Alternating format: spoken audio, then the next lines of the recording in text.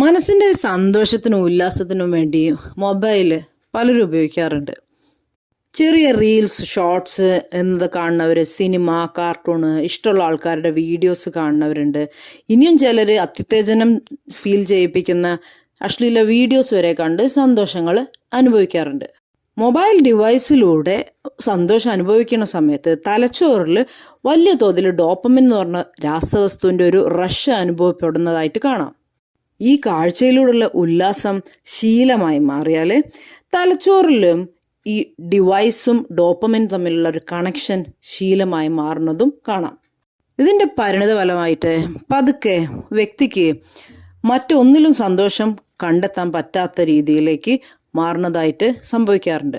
ഒരു ഡിപ്രഷൻ, ലോൺലിനെസ്സിൻ്റെ ഒക്കെ ഫീലിങ്ങിലേക്ക് ആ ഒരു വ്യക്തി നീങ്ങുന്നത് ഈ ഒരു സമയത്താണ്. വെറുതെ സമയം കൊല്ലാനായിട്ട് തുടങ്ങിയ ഒരു ശീലം ഒരു മാനസികാരോഗ്യ പ്രശ്നമായി മാറുന്നതാണ് പിന്നീട് സംഭവിക്കുന്നത്. മിക്ക ആൾക്കാരും ഇത് മനസ്സിലാക്കിയിട്ട് സ്വയം ഈ ശീലങ്ങൾ, മൊബൈലിലൂടെയുള്ള സന്തോഷങ്ങളൊക്കെ കുറയ്ക്കാൻ ശ്രമിക്കാറുണ്ട്. ഇനിയും ചിലർ ഫ്രണ്ട്സിൻ്റെയോ കുടുംബക്കാരുടെയോ തെറാപ്പിസ്റ്റിൻ്റെയോ കൗൺസിലിങ്ങിൻ്റെയൊക്കെ സഹായത്തിലൂടെയും മാറ്റങ്ങൾ ശ്രമിക്കാറുണ്ട്. ഒരു ലോങ് ടേം ക്യൂറും വെൽനെസ്സും വേണമെന്നുണ്ടെങ്കിൽ നിത്യജീവിതത്തിലേക്ക് സന്തോഷത്തിനായിട്ട് നമുക്ക് കളി, കായികോല്ലാസങ്ങൾ, എഴുത്ത്, വര, അതുപോലത്തെ പാഷനേറ്റ് ആയിട്ടുള്ള ക്രിയേറ്റീവ് ആക്ടിവിറ്റീസൊക്കെ നിലനിർത്തി കൊണ്ടുപോകുക എന്നുള്ളത് ശീലമാക്കേണ്ടതുണ്ട്.